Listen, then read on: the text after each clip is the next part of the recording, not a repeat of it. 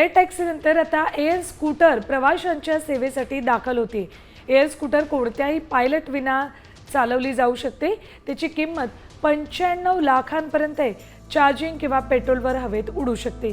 हा एक seater drone पुढच्या वर्षीपासून अमेरिकेत चालवला जाणार आहे अशी चर्चा सध्या सुरू आहे।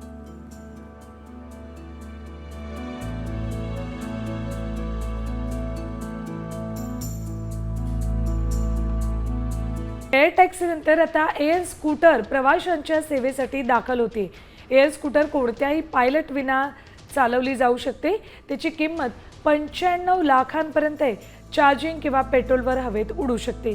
हा एक सीटर ड्रोन पुढच्या वर्षीपासून अमेरिकेत चालवला जाणार आहे अशी चर्चा सध्या सुरू आहे।